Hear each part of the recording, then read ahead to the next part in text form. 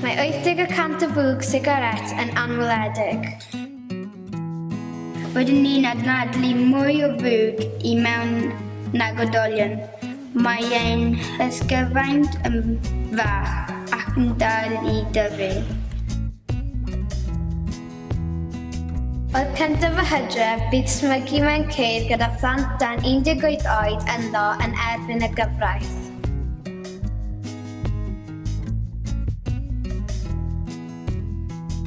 Mae fater o'n bywyd ni, nid dim ond cyfraith.